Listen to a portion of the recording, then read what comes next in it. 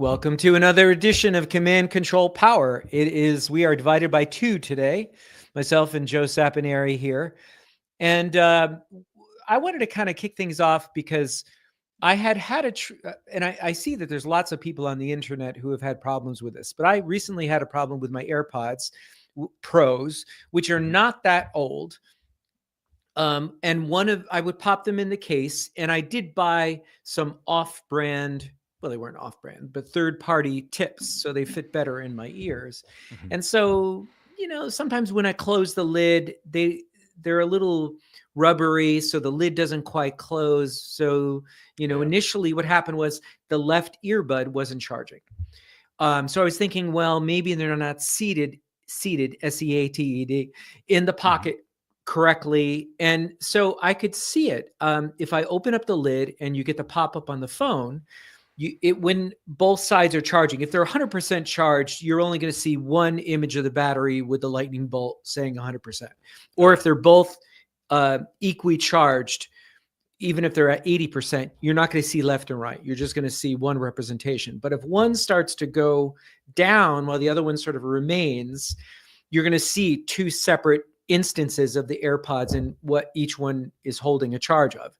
So if I jiggled the left-hand side, I could see the lightning bolt sort of like appear and then go away and appear and go away.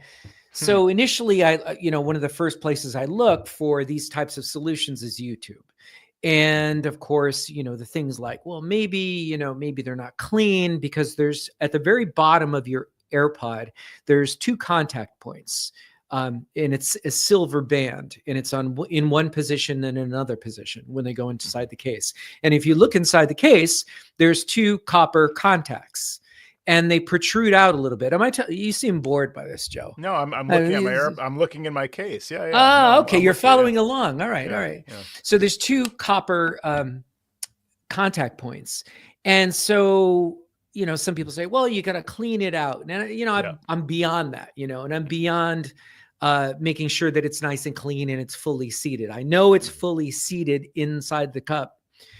So then I looked at some other videos, and then some people were talking about taking a little probe, likely plastic, and trying to sort of like influence the little copper contact in the bottom of the AirPod case to sort of protrude out a little more, because it looked like in this particular case, both contacts weren't making the contact point on the AirPods.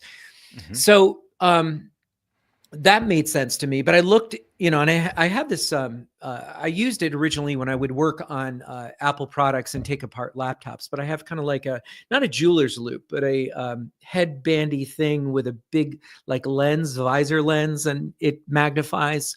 Have you ever seen these things? I've seen it. Yeah, I'm trying to think of what the name might be, but it sounds like a jeweler's loop, which is like maybe just the handheld version of that, but it's kind of right. It's two sides, right? Right. So I looked down, and my copper contacts looked like they were protruding out, so that in theory they would make contact. So I didn't want to go in there and start whacking away on them and make the AirPod not even fit in because I protruded out too much. Right. But then I looked a little closer, and I saw that one of my contacts, one of those copper contacts inside, was grayish, as if it was, sometimes with a like battery, corroded or something. Well, it wasn't corroded, but sometimes with batteries, you have to clean up the contacts points. Yeah. Like when you have something that takes batteries. This is probably old school stuff. You kids don't use batteries like we used to in the old days. But and you take like a little bit of extra fine sandpaper, and you'd sort of like just score up the copper contact so that the battery could make a good contact. So I'm looking in there, and I see that one of mine has a grayish color, and I really can't see the copper in it. So this is a shout out to anybody who has AirPods and you're really frustrated because they're out of warranty, and you might as well. And people go out and they have to buy new ones, right? Yeah. And somehow mine are out of warranty now. And when I've read about people who've had them replaced in the past, you have to spend a small fortune to replace one of the AirPods. And actually, if I had done this, it wouldn't have been the solution, because it was the case. So I'm not recommending you do this, but do this at your own risk. But in the audio business, there's a spray bottle of something called contact cleaner. It's made specifically for electronics. Mm-hmm. So again, making sure not to make the two contacts, not to touch both contacts at the same time, because I needed to go down there with some sort of a metal probe. Mm-hmm. So I first sprayed in some contact cleaner. And then I took a very thin straight blade screwdriver and I started to scrape very gently on the contact, on the little copper contact, until it looked copper colored and not this grayish color. Makes sense. And presto changeo, everything's good. Wow. Yeah. So Jerry's advice here, everyone listening, is just take that bottle of whatever kind of cleaning fluid you happen to find around your house, pour it right in the AirPod case, shake it. Maybe you want to cap it first, then shake it. That's sounds. And they go in there with something metal and start scratching away at it, jamming something. Right, take a dental pick and. But no, that's an amazing level of surgery you're doing essentially, because you saw what the issue was and you're targeting that little, you were onto something there, and sure enough, you solved the problem. That's fantastic. Right, nicely right. done. And there was no YouTube video dealing specifically with this issue. The only thing I saw beyond make sure it's clean inside was these guys taking a probe and bending the copper so it protruded out more. And that was not my problem. It just wasn't making good contact. And if both of those little copper pieces inside the AirPod case are not touching the AirPod properly, the AirPod will not charge. Right. That does make sense. And so your symptom leading into that was it just wasn't charging at all, or were you finding some kind of slow failure mode of it's dying more quickly than I thought, it's only charging half the time? Yeah, good question. Yeah. So it was affecting actually both of them, because when the one of them wouldn't charge, I put the other one in that was supposed to be 100%, and it would go ooh, when it's really dead. That. Totally. So and what I would do is I'd put them in the case, and sometimes they were charging, and then I would go out, and I typically use them when I'm exercising. I'd put them in and I'd find out they'd be dead. And it's kind of like, I just carved out this moment in time for me to exercise. And now I'm, I can't use ruined. Wired. It's ruined. It's ruined. Yeah, Thank you, totally. Tim Cook. Yeah. Exactly. So that was the thing, was sometimes it would charge and sometimes it wouldn't. And as I delved into it, I would see if I wiggled it, but I was just sort of moving it slightly out of position where it was making a contact on both sides, and then it would get the lightning bolt. So at first I thought I have to jam a piece of paper in there so it could fully charge, but that wasn't the issue at all.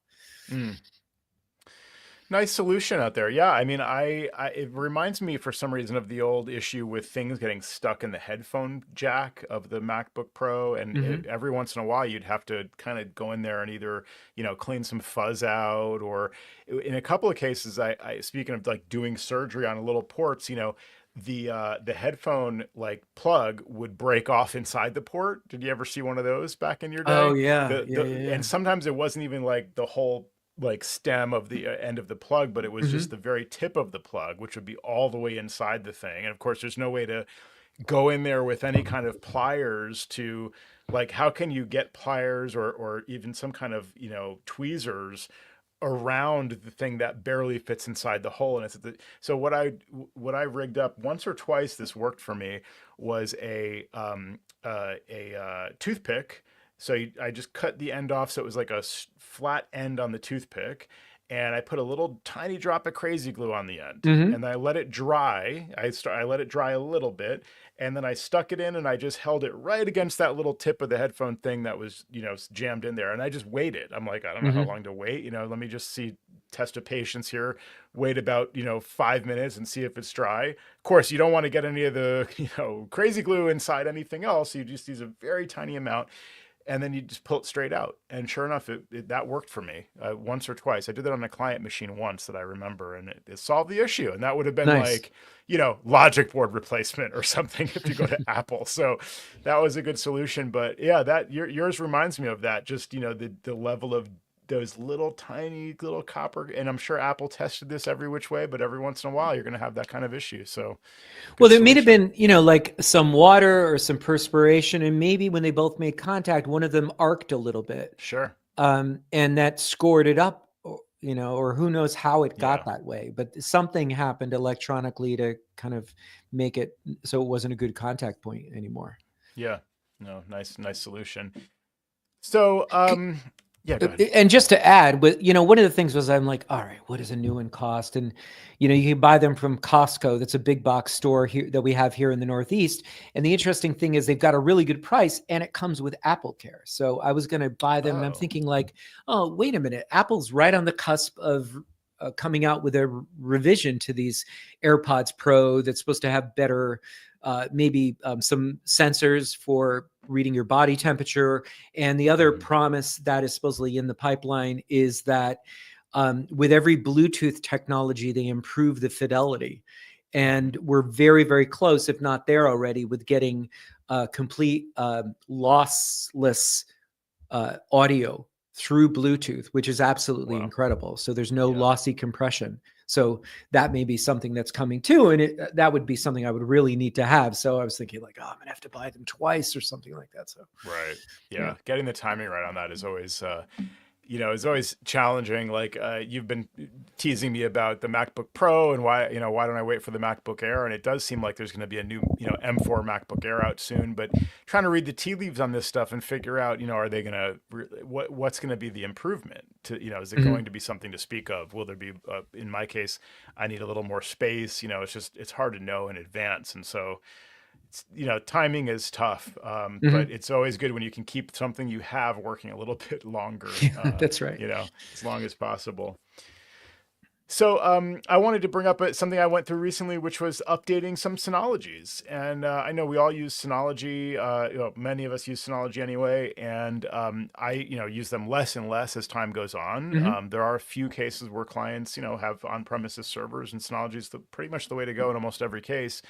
And where I use them more widely, though, is even in a residential or small business setting as a backup destination for Time Machine. And, I don't do that anymore. I don't recommend it anymore. And I haven't done it in several years. So the ones I have are starting to, be at the point in their lifespan where I can tell the client, we're phasing this out.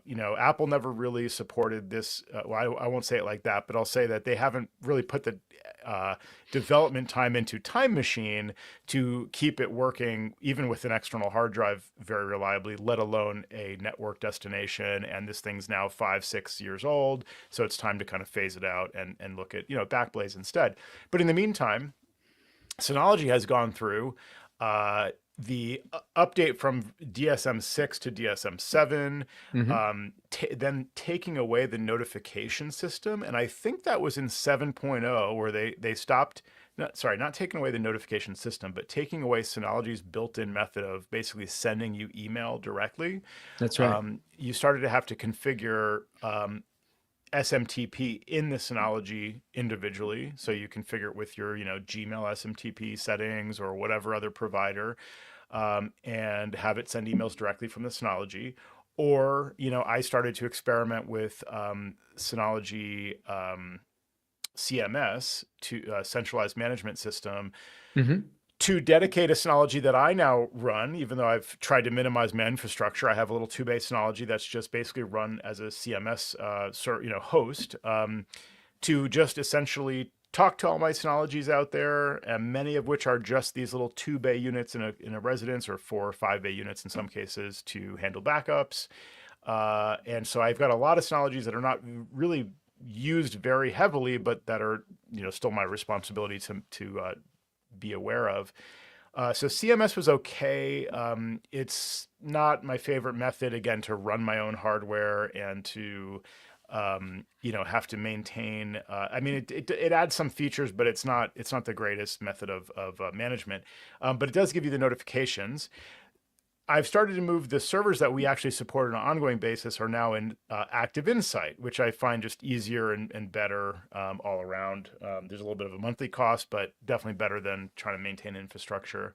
And meanwhile, since all of this was to just get notifications, essentially, Synology actually brought that back. So I don't know if most people are aware of the fact that in version 7.2 of DSM, Hmm. This was posted in June of 2023, so this is not news by any chance. But it says this one little line item says users can now enable Synology's email server to send DSM notifications directly to their Synology account. So it can send them to the account you're logged into for, in the Synology, whether that's the client's email address or your, internal address for that client or whatever the case may be. But at least you can get notifications sent to the Synology account. But you have to be running Synology DSM 7.2. And so I noticed as I was trying to just migrate this, I'm trying to basically decommission my Synology CMS host in favor of using either Active Insight or this direct, sending of notifications.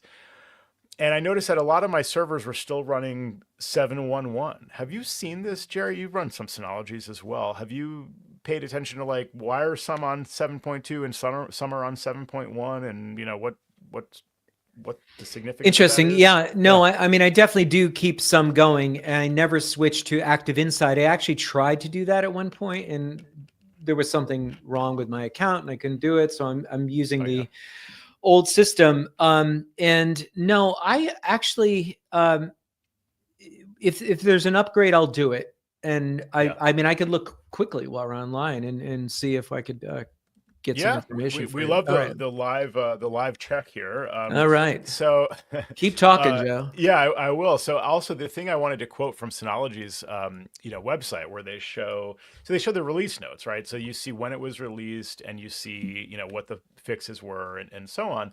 And they're actually really great about how they kind of break this out. And like I said, there's a line item there saying, this was released on this date, and we added the feature of being able to be notified directly.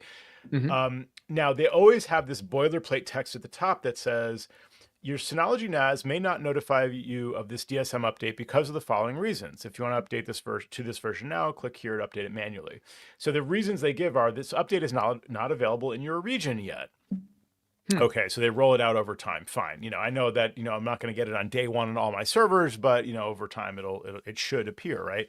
Then the other reason is your DSM is working fine without having to update. The system evaluates service statuses and system settings to determine whether it needs to update to this version. So I always read that and I thought, well, yeah, but I mean, eventually they're going to, they're all going to be running 7.2.2, right? I don't see a situation where the version 7.1.1 from 2 years ago is still current and they're waving their hands like, oh, it's fine. You don't need to worry about that. So, I trusted Synology on all these cases. My server either, is set to update automatically or notify me if there's an update. And either way, I'm going to go in there on a fairly regular basis into my, control panel and go to my update settings and just check for updates. And if it doesn't show an update, then I trust it. But again, this is like a year or two later now in some cases, and they're still not showing the 7.2 or latest, 7.2.2 update. So I just wanted to say I've manually installed that in those servers where they were missing. They support it. I haven't had any problems installing it. In some cases I had to just refresh and try it again. It was just a little bit of a delay, but it works. I mean, you can manually update from, in these cases, I was running 7.1.1. You can update to 7.2.2. And it works just fine. And then you get the feature that I was missing, which was, the fact that you can enable built-in DSM notifications now. I'm just really wondering, again, what is that a valid reason? Is it, do they really intend for you not to update and just to keep running this older version? Is it possible that there has not been a security vulnerability that they've patched? Because I would think that everybody would need to get that patch at some point, at least over the course of the last couple of years. But I don't know why I had to manually update in a lot of cases, but I did, and it's fine. So curious what other people's experiences with this.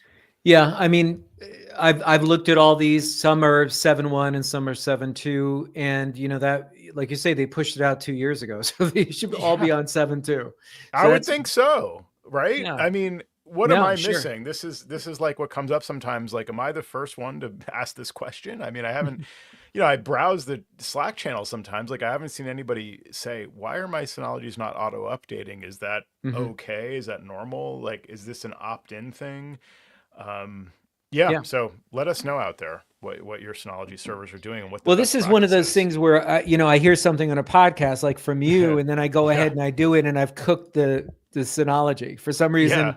it reboots and it's like offline, and Yeah. now do I have to tell the client that I've got to come out there and charge them because I messed it up? Yeah, right. I mean, or do you say, I don't know what happened? That's just Yeah, I don't know. It was yeah. working a moment ago. Yeah. Well, like I said, a lot of these are not, heavily used, but there are a few different versions. Some of them are the 2-bay, 812, was it something like that? Then there's another, there's the 816. So I've had a variety, rack mount. One of them was the RS816, like rack mount. One of them was a 2-bay desktop. One of them was a 4 or 5-bay desktop model. So seems like just a variety. And again, meanwhile, some of those have updated. So I don't know why some update and some don't, even the same models. So yeah, very strange.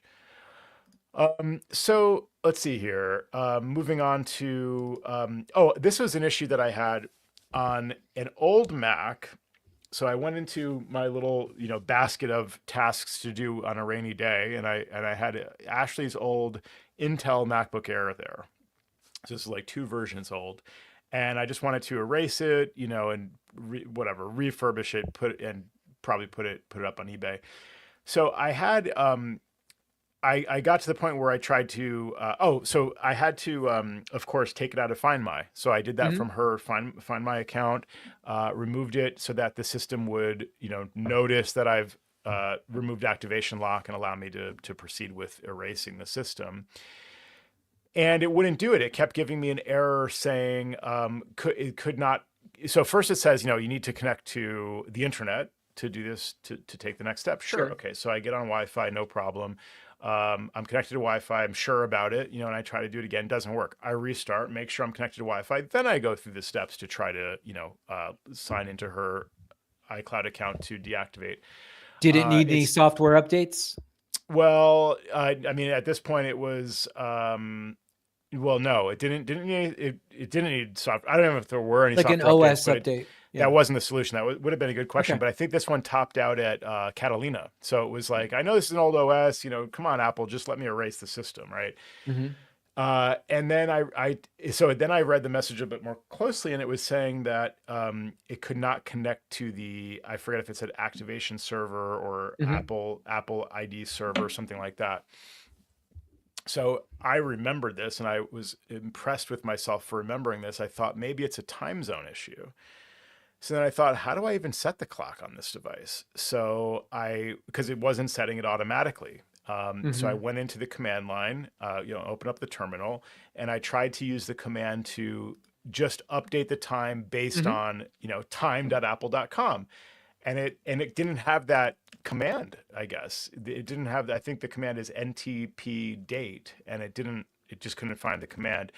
So I had to look up manually how to just set a time. So you just use the date command. So it does have the date command, and I figured out the format of, month, day, time, year or something. It's like a weird, unexpected format, but you just basically type date and the little date format. Right. And so I sent that command. There's no output or whatever. I just closed it, tried again, and sure enough, it worked. So remember to set your clock in the Mac, which is just as important as actually being on Wi-Fi. And I don't know why in some cases it doesn't set automatically when it's been, like, again, in a drawer somewhere and offline and no battery for a little while. So just a little PSA, make sure the time zone is correct. That's the time itself. I had to do that years ago. And I don't know if it wasn't to remove activation lock, but I remember having to do that. And it probably took me a long time to figure out that's what I should do to resolve whatever I was doing. But it was the same sort of thing where it wouldn't set the time on its own or wouldn't set the region on its own. And I mean, that's terrific that you were able to get there that fast. Did it take you that long to kind of connect those dots? I mean, That's great. I was doing other things. I wasn't paying close attention. I was just thinking, I really don't want to spend a lot of time troubleshooting this old Mac. It's just going to be, yeah, I'm either going to recycle it or try to sell it for a few bucks. But yeah, luckily I thought of that really early in the process, and that was correct. And I guess it was somewhere in the back of my head, but hopefully it helps someone else out there. Well, you've got youth on your side, Joe. Oh, thanks. A guy like me, it might take me a fading. couple of weeks to figure it out. Yeah. Right. Well, that's what guys like me are for. You just have to ask, and I'm going to pass down the question to the younger crew out there. So that's right. We just pass it down to the next person. Well, I want to also say, speaking of just like helping our colleagues and our colleagues helping us, Chris, however, last week as we recorded, I was talking about UniFi smart power plugs and lamenting the fact that you can't get them anymore from UniFi. And, we talked about Wattbox as an alternative, which is certainly, a very good alternative that focuses on this need. But UniFi is a great option if you just need a one-off thing, or at least they were a great option for power cycling one or two devices and having it just be built into the UniFi portal. And, Chris, hearing me discuss this, basically just offered up some UniFi smart power plugs that he had originally brought in for a gig and couldn't use them. And he didn't even charge me for them. So he's shipped them out to Tim in Connecticut, who has an immediate need for one or two of them. And Chris is a gentleman and a great supporter of ours. And I just really appreciate that gesture. So thanks, Chris. It was really, really nice of you. That is really nice. Chris, if you're watching this at home, the sculpture behind me, we're going to send that out to you. No charge. There you go. Yeah. You just have to pay for shipping, though. It's the only, right. Yeah. It's this big, just for the listeners, it's massive hunks of metal I-beams and things. And so, yeah, just this cost of shipping, I'll get it to you. No problem there. Yeah. Well, he bested me because, I was going to do something similar. You offered, you almost insisted, but I was all talk. I was all talk.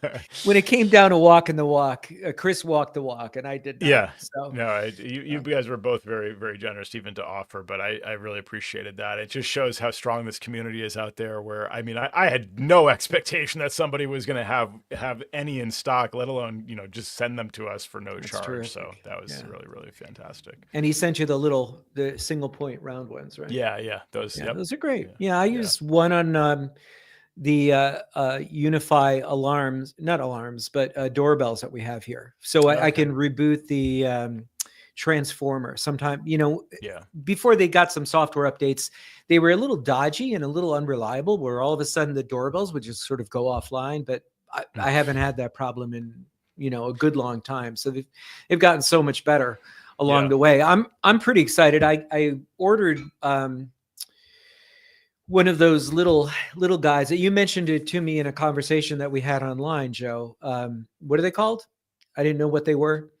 The small little gateways that they make now. Oh, the cloud gateway. And did you install a Max or Ultra? I have I forget which is which. Well, the ones that either can come with storage or not come with storage at all, starting at $200 without the storage. That's the Max. The Max. That's the one I use in my home office. Right. With this, I ordered it with 0 gigs, storage. I ordered this little sled separately from UniFi, and then I got it, whatever you call those chips, the blade. Right. And it's not any cheaper, right, to buy it separately? I think overall it probably wasn't, but I wanted I always use it as a little bit of an experiment, and like the more the better. I think I ordered a 4 terabyte, storage, or maybe it was 2. I forget. Of course. But I thought, you need the 4. I need the 4 You terabytes. need the 4, like a hole in the head is what you need. I know. But hey, I'm happy to say it works. So there you go. You're welcome. I experimented. I'm giving you the results of my experiment. I can tell you the products if you need them, but it's I like the product line. So yeah, you're getting into those now.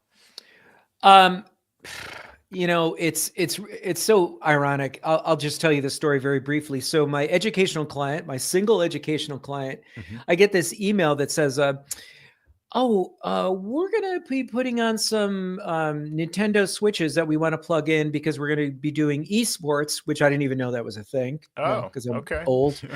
And there's going to be a tournament next week So is there anything that you need to do? And they're behind a firewall Mhm. that's protected, and it's filtering content. And anytime we connect TVs on their grounds or do anything where we need something to remotely connect to the internet, it's a big deal. You have to go into the interface and get the MAC address and then set a static IP, and it's a WatchGuard firewall. So I'm like, yeah, it's Yeah. gonna take some configuration. But then I thought last night, as I was dozing off to sleep, I could get one of those and just plug it right in the back of their modem, their Sure. Comcast Business Gateway, and they have 5 IP addresses, and just set it up as its own little Yeah. internet connection. And so that's what we're going to do for them with that. But I'm Nice. looking forward to working with it because I haven't worked with it yet. Yeah, it's a nice product. I kind of wish it had like one PoE plus port built in, or something like that, just to eliminate the number of power adapters and maybe just, allow you to add a switch or power, like the, an access point or something like that. I mean, just having PoE built in would be a nice option in general. But other than that, yeah, it's a great product. And I was talking about the switch that I thought was missing from their lineup, like a 2.5 gig Ethernet switch with PoE that's not, massive in size or super expensive. And they did release something, which is the, let's see here. It's It's a visual daily double. Yeah, exactly. Right. USW Flex 2.5G-8 PoE. So yeah, it's the Switch Flex 2.5 gig PoE model. But you need a power adapter, right? Right. So this can be powered by PoE plus plus plus. Plus. Oh, plus plus plus. Yeah. So this is we were making fun of UniFi just adding pluses to things, but they've added another plus, and now there's PoE plus plus plus, and you can power the switch with PoE plus plus plus, which then allows the downstream ports to have PoE plus plus. Oh, nice. Or you can power it also with PoE plus plus, and then you get, I guess one fewer pluses on the down, so you get PoE plus or whatever on the downstream. So anyway, you can use PoE to power the switch, or you can use the power adapter that they sell extra for. I think it's like $80. It originally was $100. Now they've reduced it to $80. So yes. Now is that the separate?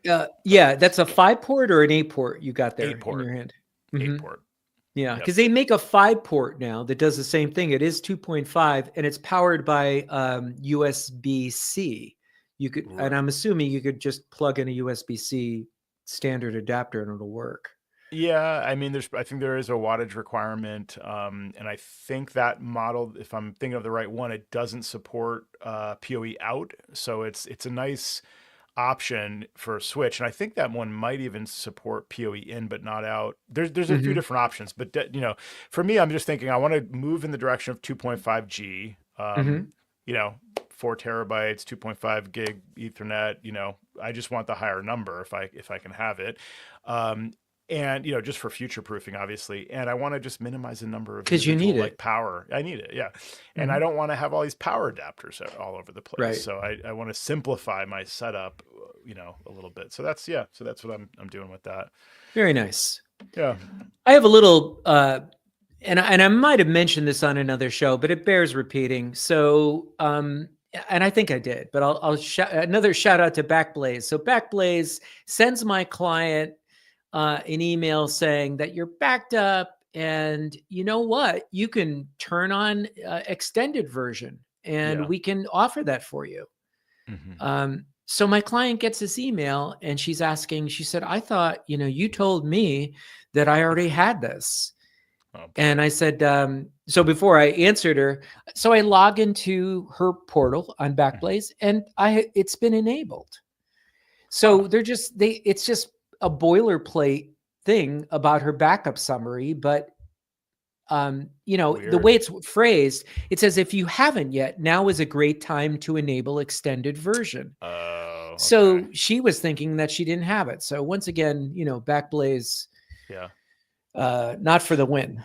The opposite. Yeah, rattling the cage, and then it's causing you to spin your gears, and then have to, because I don't like to just say, like you. I mean, I would go looking. So then they Mhm. send her an email, she sends it to me. I have to go looking to be able to provide an educated response, not just like, yeah, well, my notes say I did. I assume I was correct. Yeah, You know, like right. I'm going to check. And then, so now I'm Yeah, spinning my of gears. Yeah, course. it's frustrating. Yeah. Yeah. Yeah. Well, Oh, it's before tricky. we Yeah. yeah, I know I took us to Backblaze, but before we Let's do move it. away from the Ubiquity environment completely, Yeah. at the same educational client, we've deployed some of the antennas, the Hmm. point-to-point antennas, the UISPs, Oh yeah. and that must stand for something, unified, something or other. Uh, I UISP, thought it was I thought ISP like was for Ubiquity. internet service providers. I could be wrong though. Yeah, yeah, yeah. And so there's a portal that you can log into. You can log into the devices and see all the communication points. But there's a portal that's very helpful to have. That's web based, so you could get notifications if one goes down or there's a software update. You know, it gives you the status of them. Hmm. And there was a communication that said at the end of this past year that portal was going away unless you wanted to pay for it. So Oh right. they just didn't want to keep it running. Mm. So this has been mentioned before on Slack, but there's a third-party service. And initially, I'd looked at this for possibly hosting my portal itself for all my Unify devices. And I thought, like, oh no, I don't want to do this. It looks like it could be too expensive. But Mhm. it's Hostify. Oh So yeah. HOSTIFI.com. And for $10 a month, I have all these point-to-point antennas for this one client. So it sounds like a lot, 120 for the year, but it's really not. And it looks just like the Ubiquity portal that you would normally log into, except that they're hosting it. And it's a small price to pay for me to always have it up and always get notifications when these need to be done. So I'm, only recently been using this in the last 30 days, but I'm very happy with it. Nice. That's a great Yeah. tip. Yeah, I've always wondered if Unify will start to charge. I mean, they have been charging for more and more monthly type services, Hmm. because even though like, we paid for the hardware, we paid for the controller, which is on premises and, is enabled in the portal. Hmm. Um, but they have to run the portal, Sure. and so we paid them up front, but there's an ongoing cost to them. So now they're looking at, I assume they're just rolling that into their initial cost of the hardware. Ideally they're saying, well, that's going to be, 5 to 10 maximum years of like, providing access in the portal. They better just include that up front, but that's a hard way to do business. So I imagine, they may start charging us to just have the portal be enabled, even with an on-premises controller at some point. Right. So, Right. we'll see, but it's good to know there are alternatives out there that work for you. I have one other Ubiquity thing as well. So speaking of my home network, I complained about how when I got my U7 Pro, I thought that it would just make my Wi-Fi better, right? I was Hmm. retiring the UDM or UDR, I think it was, which is the all-in-one, gateway access Sure. point device, which was limited to five, Wi-Fi 5, and replacing that with the product you mentioned, the UCG Max and the standalone, U7 Pro.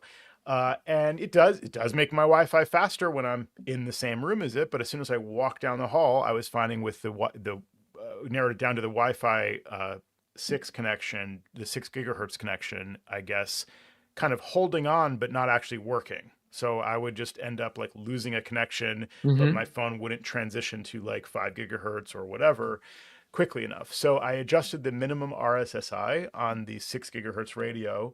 I forget what I had it originally. I think it was like 88 or something, like relatively high. You and Sam both pointed out that sounded high. Hmm. And sure enough, I mean, it worked great with those settings for like, I don't know, a couple months, I think it was. And only in the last like week, I started to notice some little issues again. Especially noticeable on like a phone call that's over Wi-Fi on my phone, Hmm. things like that. But also like, even streaming a video on YouTube, it would just like get choppy, like, which you should never have that in modern Wi-Fi in Hmm. a small apartment. Like I should never see that. So I went back into that same setting and I adjusted it and I just used trial and error. I sort of like monitored the, RSSI of my connection from my Hmm. phone as I kind of walked down the hall and like experimented. And I found that it was, so basically through trial and error, I found that I just set it to minus 70 instead of 80 something.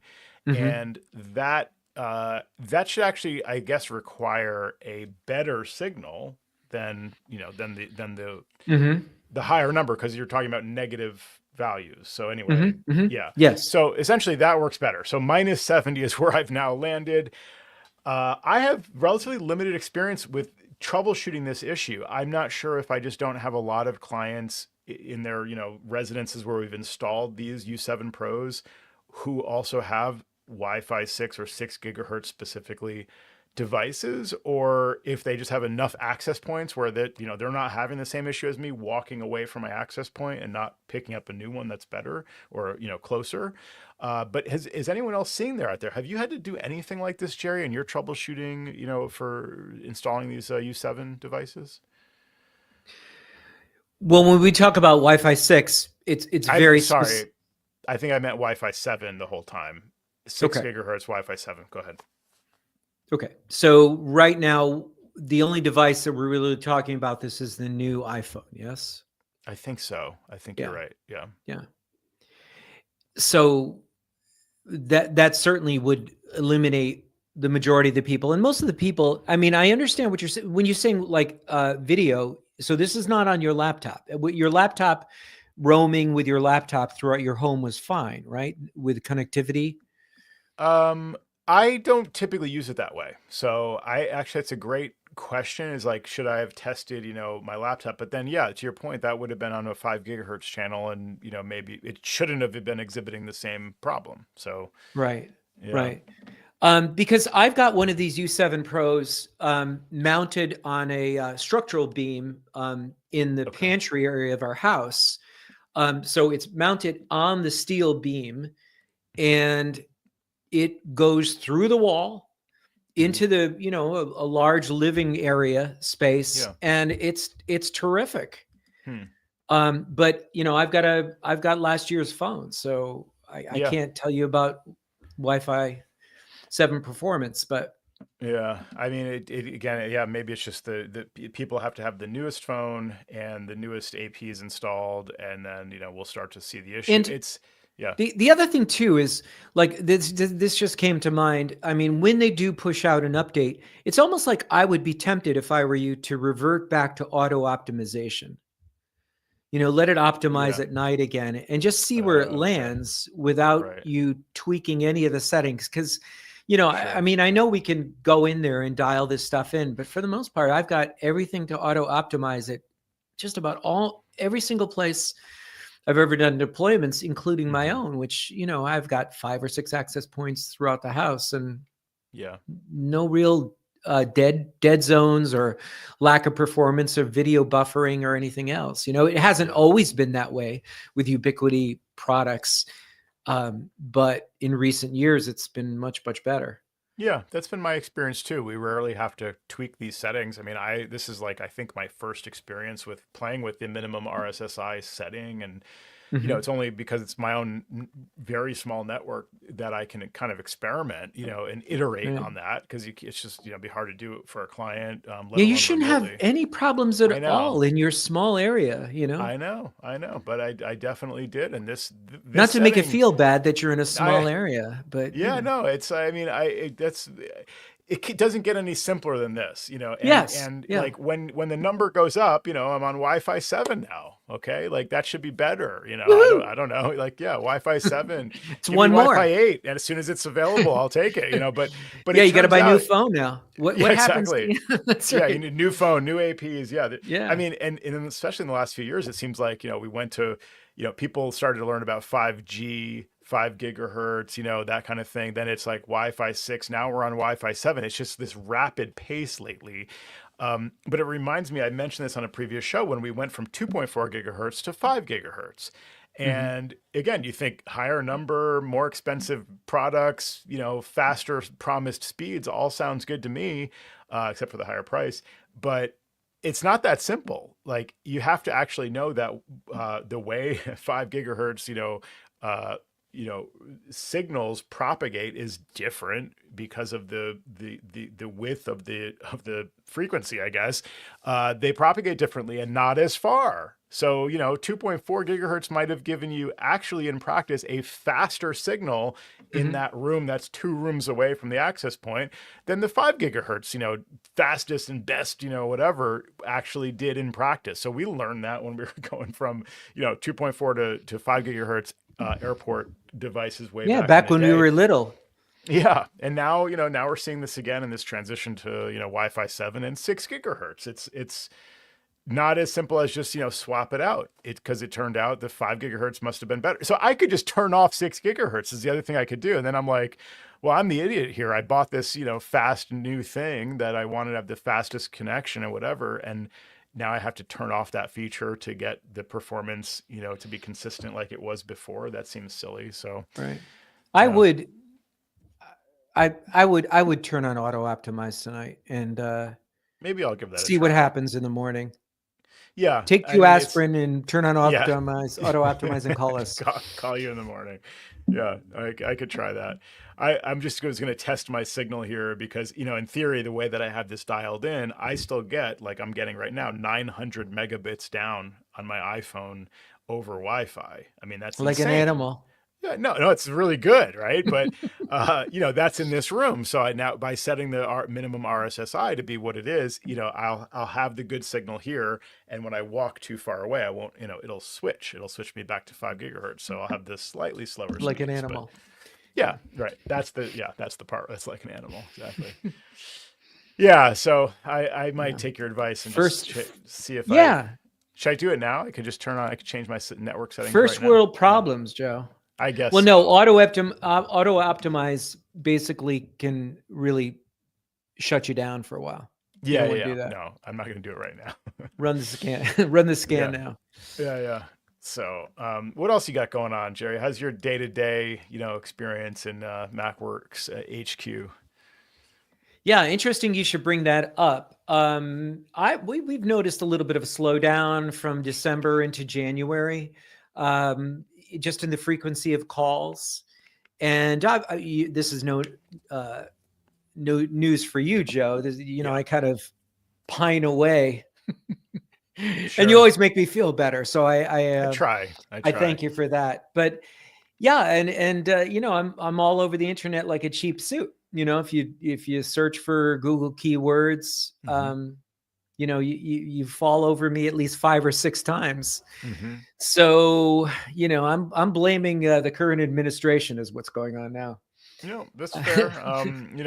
I have to say I was pretty slow. I don't know if it was the way the holidays fell, like Thanksgiving, Christmas, and New Year's this year. But it seemed like we slowed down quite a bit, even like I think a week or two leading into Thanksgiving. And then like usually it'll pick up again, like right after Thanksgiving and then slow down right at the end of the year. We didn't really have that pickup in between, Thanksgiving and Christmas this year. And then even like the first week of this year was not super crazy. But as of like, I think this week and last week, here we are recording, we're like 3 weeks into January. It has picked up for me again.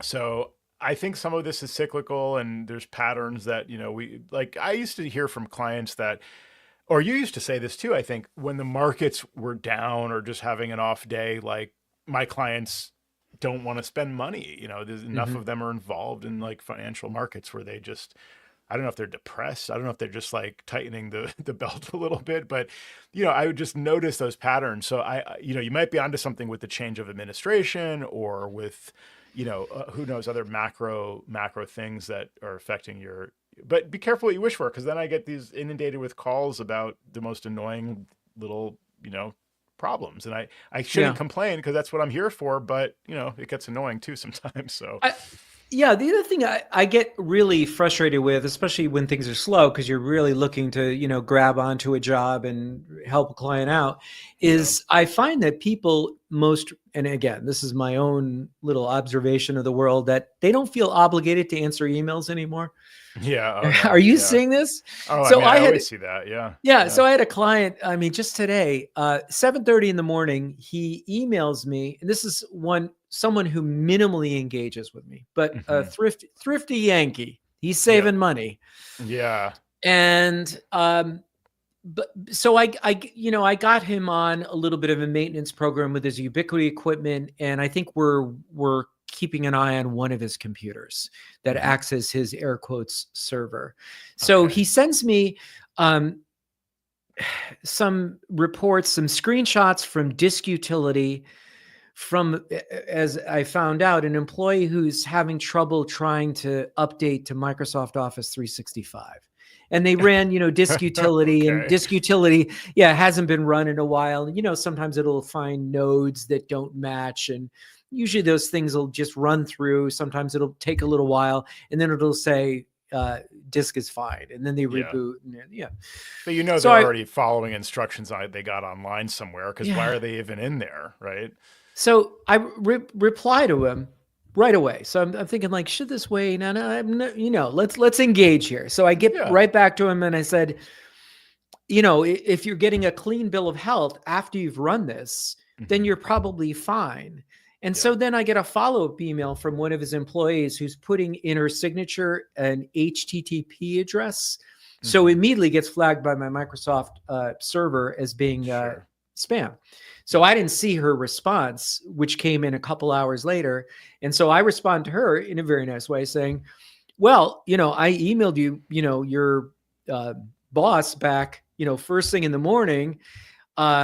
We're going to need to schedule. Oh, she sent me some screenshots of kernel panic. So I'm Mm. like, we need, I have no idea what's going on with your computer. Yeah. I don't know anything about your computer, what kind of computer you're using. You need to schedule time with me if you want, but and I'm happy to help. I'm here to help. It made a really Hmm. nice, Yeah. nothing. Nothing. Yeah. Yeah. So that's the way it goes. I mean, but It's it's frustrating. I so know. annoying. It's I so know. annoying. No, I get some of those too. I actually like the follow up feature now, because, sometimes I'll reply and then I'm not thinking about the follow up. And then when they Mhm. don't reply back to me, I get, the follow up pops up in my inbox in the mail app, which is nice, after I'm 3 so days. glad you brought that up. Yeah. Okay, so because I was looking at this, and I should know this because Hmm. I'm an Apple consultant. At least I think I am. Yeah. So if I'm constructing an email, they say in the lower left hand corner there should be a notification to allow a follow up or perform a follow up. I don't see that. If I open up a brand new piece of email, there's no follow up in my new email window. Do you have that? No, not in the compose window. Well, okay. So let's say I'm sending a message to you, and I Yeah. want this flagged for follow up. Where do I do it? Well, I don't know. It just happens automatically. One day I Yeah, I upgraded don't my like Mac that. and I just started getting, and I Yeah. I love this too, because like I asked Tim, I was talking to Tim about this, and I said, oh yeah, so have you I said, did you ever hear back from that person? I saw your email to them, whatever. And he's like, oh, I don't know. Yeah. Oh, good point. And I said, oh, do you use the follow-ups feature? Because that's reminding me, of this. Oh, I turned it off. I don't like that. And I'm like, I get it, because it's, it can be a little, it's like my email might not need follow up, but I'm being reminded of the fact that I sent an email to somebody 3 days ago. So in short, I didn't turn it on. I just upgraded. I think when I went to Sonoma, I believe is when that came out, right? The Right. follow-ups feature.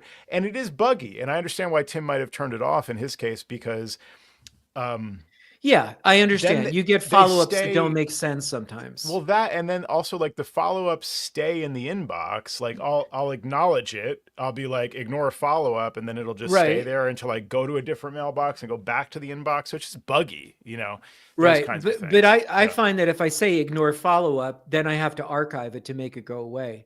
But that's Yeah. interesting that you brought that up. So I do have it turned on. I don't see any way to turn it off. Yeah. I But didn't even look it for like that. sometimes I get a follow up and sometimes I don't. Like, what is Yeah. that? I Yeah. used to use the product from Small Cubed, Hmm. mail tags or whatever it was, and you could create like a remind me thing, and I Yeah. could do it truth be told, in daylight, I can put the Sure. email that I send out in daylight and then say, notify me in a week, or I could set the time. But Right. I mean, if they're creating follow-ups in Apple Mail, they should provide a mechanism for you to say, don't follow up on this one, to follow up in a day, Yeah. follow up in 3 days. When you're I sending don't get it. Yeah. Yeah. Right. That would be a good time to say, yeah, like this one I want to remember. The other thing I use is the reminder feature. So sometimes it'll come back as a follow-up 3 days later by default. Again, I haven't even looked into, can I change that setting? But I will then say, remind me, I'll right click on it and say, remind me. And then, Right. the built-in options are okay, but like I'll go in and I'll say, remind me in a week or whatever. But then it's still a follow-up. So it's like the follow-ups feature doesn't talk to the remind me feature. And so I have to then say, ignore follow-up. And then it's still sitting in my inbox and I have to toggle to a different view and then go back to my inbox and then it refreshes and then it's gone. Overall, it's like, it's helpful because I will be reminded of these emails that I send to a client. And then I don't, like, to your point, don't ever hear back. And okay, fine, I'll send you a reminder, I'll follow up with you. So maybe it generates a little bit of business, but I feel like I'm managing that system now. Like now I'm dealing with, weird, quirky reminders and things. Same thing with the priority, I mean, we don't like, we could talk about this every show, but I had one today. Well, this wasn't the priority thing is again, hit or miss, sometimes useful, and you see, okay, oh yeah, I better reply to that person right away. And sometimes it's not. Sometimes it's like, to me, it's a ticket reminder. These are the tickets due today. And it's like priority, tickets that are due today. Yeah, I'll get to it, But the other one is the summary notification, or the summary of the email sometimes is longer than the email. And like I had one that was, I sent a test. I'm on the phone with the lady, test, to her, I reply back from her. I get her response and she wrote the reply and she goes, I hope this works. That's her reply to me, right? Testing her email. So the summary says, testing, recipient hopes it works. And it's not the recipient who's hoping it works. It was the sender. It's like, she's the sender, not. So I'm like, this is just making it confusing. Like, why would you summarize a thing that's 5 words and use 6 words to like make sense? It's just, it's like, okay, it needs help. It needs. That feature is absolutely worthless. That's just a big waste of time, unless you're doing like some very specific job where you're getting dozens and dozens of emails and you have to look at them. And this is part of your work requirement and you have to parse through them. It's just nonsense. Some of these features are just absolute nonsense. If you're going to put in reminders, where can I cull through them? Where can I flag things to be reminded of? There is a follow-up folder, which I think, like a smart folder. Is that what it is in Mail? Have you even looked at it? Because I've seen it. So there's a follow-up one and a remind me one. So there is a list of like all the things you've said, remind me in 2 days or remind me tomorrow. And there's the list of the follow-ups that I don't know where that comes from. Is that? Yeah, I'm not seeing that. Yeah, I might have had to enable it as a favorite. Like if you, under your favorites, if you click the plus. Oh, okay. Let's see. I don't know. Mail's glitching out favorites right now, so I wish I could show you this live. You right. You have to. Yeah. No. That's correct. That's the way you could do it. So maybe this is what I've been looking for. I'm glad I listened to the show today. See. Remind me. Yeah. Go ahead. But to your point, so the follow-ups are just like something Apple decides, it makes sense to follow up on. I don't know of a way, like all you can do is ignore the ones that they. But what if I dragged something in there? Oh, yeah, that's true. Maybe. It would probably do something. So here's one that's in follow-up. All right. So I don't need that one in follow-up. So ignore follow-up. Okay. All right, I'm happy with this for the moment, but you're right. It stays there now. Ignore follow-up, and it's still there. And it's still there. I have to do Control Command A, and now it's archived, and now it's gone. Okay. Yep. Yeah, and I found if you go to a different mailbox and go back to that mailbox, then it updates. And that's been a bug since Sonoma. And nobody ever asked me about this feature, so I haven't bothered to look into it for them. And I'm not going to do it for myself. So, yeah, so I'm just... and it's funny to me again, like my employee Tim's response is sort of like, oh, I turned that off right away. Like that was annoying and stupid. Is basically his take on it. And I'm just thinking like, this is what most people think of this stuff. Apple just throws something against the wall and people are like Hmm. more annoyed with it than not in many cases. Hmm. So yeah, I mean Right. the And we're AI left stuff. explaining for Right, stuff right. that's sort of half baked. Totally. Yeah. Either Yeah. fully bake it or take it out, at that point. Yeah. Well, before we close the doors, Joe, and turn out the lights, I'll leave you with this. So I was on the phone with a client and I don't know, he had trouble with something. And I log into his computer using my mobile device management software, which is Adigy, which I truly enjoy using. And so I'm logged into his computer and I said, we need the two factor. So it's been sent to your phone. So he said, I don't know where my phone is. So you already know what's coming, right? It could So go in a lot of different yeah, directions, so but yeah. he's walking all around the house looking for the phone. And then it occurs to me, 10 minutes later, I'm looking up the phone number that I called. And I said to It's a him, cell phone. yeah, I said, Bob, I said, are you're on your phone, aren't you? He goes, oh yeah. so Yeah. so I mean, that's happened to you, right? Oh Where yeah, that's happened to me. Oh, of yeah, course. Yeah, absolutely. And they're looking for the product that they're holding in their hand. yeah, yeah, Mm. yeah. No, I mean, it's happened to me personally also. Like I can't remember the last time, but it was like it's happened. It can happen to the best of us, where it's Yeah. just like, where's, I'm looking at my phone. It's asking me a question. I'm like, where's my phone? Oh, I'm looking at, it's like right here. Yeah. Like, yeah, it's a weird situation. It reminds me of this thing that people do, which is when they are going to put you on speakerphone, they always say, hold on, hold on, hold on, hold on. I'm going to put you on speakerphone. Hold on a second. And it takes so long, and then they're like, can you hear me? Can you hear me? I'm like, yeah, we could have had this solved Yeah, already. we Like could you have didn't been need to done. put me on speaker and like make this big, like plan about speaker, I and then could have been having dinner already. I know. Or they come Yeah. back to you and they're like, I don't know how to put you on speaker. And you have to walk them through doing it. Just like these phone, I don't know. Cause maybe it's because speakerphone is like the bane of my existence doing this for a living, because it's just always, it's just the way I work is like, there's a lot of back and forth, oh, what was that? Oh, Mhm. you had this. Wait, say more about that. What Oh, was I what hate was the yeah. message? But I'm interrupting essentially to ask for clarification, and they don't hear me because they're on speaker, and then Mm. I talk and then they start talking, but I missed the first half. Oh, I'm sorry, what was that? I'm sorry. And then the third time I'm like, I'm sorry, I think it's just there's a delay with the speakerphone. I'm trying to explain so they understand. I'm not saying take me off of the darn speakerphone, but I hope that they're gonna offer to, usually. But Mhm. yeah, it's tricky.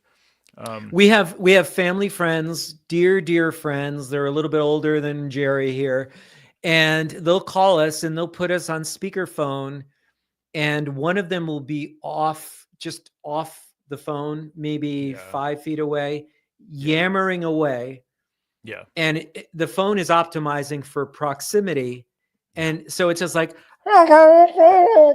yeah. that's what she Oh, sounds like, right. you know 5 feet away, and she thinks she's participating in the conversation and everything's Right. great on their side, and my wife and I, all we hear is this like nonsense. Right. Right. And like, do you go Uh, there? Do you have to explain about like proximity sensors? And like one of our daughters, she'll be like cooking and making coffee while she's yeah. talking to us. That's all I hear is Right. I hear the utensils, I hear the coffee maker, and Right. it's louder than her conversation. Totally. Yeah. Yeah. Yeah. Or It's doing dishes or insane. something like that. Yeah. Yeah. It's phone etiquette, it's gotten worse over time for sure, and especially with this kind of thing where the fidelity of the connection is so important. When we're Mhm, talking to a client, you want to hear the words they're saying, not miss every mhm. third word or have to, interrupt or go back or yeah, it's just, it's really, It's really tough. I want to give a positive thing. I know we're kind of past the time here, but I had my first win with iPhone mirroring. This was a feature when it came out, thinking Mhm. this is actually a good reason to upgrade to Sequoia. So I've been encouraging clients to do that, and in this case, it was super helpful to have access to seeing the client's phone to help with their Instagram accounts. Logging in into this account and out of this other one, or switching between accounts on the phone. It's just really hard to navigate that verbally, and so to see it Mhm. obviously makes a very big difference. But again, talking about speakerphone and the different, situations here, I don't know if this is the case with iPhone mirroring, but I had to have the client take the call on her Apple Watch. That was her idea. Because it seemed like we couldn't use iPhone mirroring That's while right. also being on a call with the So it's a phone. problem. Yeah. So Yeah. if you're talking to somebody, yeah, they have to put down the phone and the phone actually has to go into, I don't know, Like to be screens. locked, right? Yeah. Yeah, the phone has to lock up and then you can connect to it. And Right. I went through this with an elderly client and we just couldn't get there.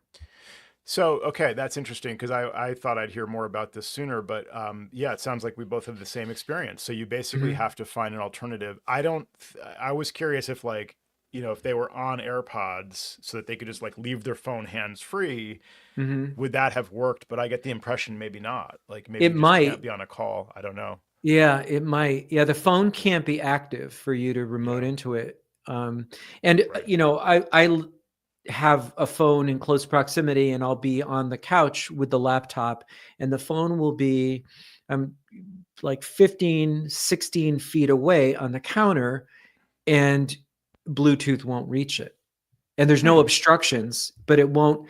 It's not line of sight because there's 2 steps down and the Yeah. phone's a little higher, like Hmm. in the kitchen on the counter. But if I'm down in the 2 steps down living room, 15 feet Right. away, it won't make it either. And I have to get the Weird. phone a lot closer. Yeah, that's kind of strange That is too. strange. Yeah, yeah. The other thing was I was thinking, could we have used the iMac? Could she have taken the call Yeah. on the iMac instead of the phone, and Yep. then it would allow it, I think. But the iMac wasn't ringing, and I don't know if that's because she was there with the phone in front of the iMac. Like, does it know that, you're holding this device and it's not I going to don't think ring? so. I thought it would ring. Yeah. Yeah. So Probably in a previous tech session, she asked you how to turn that off, turn and that you've off. already Yeah. Right. set that Exactly. to not ring. Yeah, and then it's a minefield of like, well, I'd love to just quickly check the setting, but I don't want to open your FaceTime app because it's going to show you on screen, and I have to ask you if you're like fully clothed, and that's awkward. So I'm just going to like not open FaceTime. Yeah, it's Yeah. always a weird, scenario. Yeah. But Yeah. anyway, Yeah. yeah. Thanks for going long, Jerry. I know I just wanted to finish with something not, devastatingly tragic like we usually talk about all these Apple services with their faults. Instead, a little bit of a win with iPhone mirroring. So, yeah, Yeah, my wife will always say something like, "Well, maybe people are doing more on their own," and I'm like, "You don't understand. Things are getting far worse than they've ever been. it's really People true. I need know. people need folks like ourselves listening They do. and They and still and do. help. Yeah. Yep. That's not changing anytime soon, as far as I can tell. So, yeah. Right. Well, hopefully your calls will increase. I know you're doing everything you can to, to optimize your, the various marketing channels and things like that. I still find it really surprising, as I'm sure you do. It doesn't help for me to say it's surprising. I mean, but it is. I mean, there's no reason you shouldn't be getting more calls. So I hope it's just a fluke and it starts to pick up for you, but not go like to the when it rains it pours scenario, because that's what oftentimes would happen to me when I'm sitting around like, man, it's slow, and then all of a sudden you get all the calls. So Yeah. it's be nice Yeah. to have that taper in back to normalcy on a normal pace there. Hang in there in the meantime, Jerry, and everybody out there. If you've got ideas of things we can do to drive more business, or filter our business that we're getting to be more successful for us, send us your feedback. We love to hear it. And a show we recently recorded with John Motor about the National Defense Authorization Act and its implications was inspired by John bringing that topic to our attention. So if you have a topic like that you'd like to hear more about, just go ahead and mention it. Best place is probably on the Command Control Power channel on Slack, or just go to our website, commandcontrolpower.com, and shoot us an email. And That's thanks right. everybody for listening and supporting the show. Talk to y'all soon.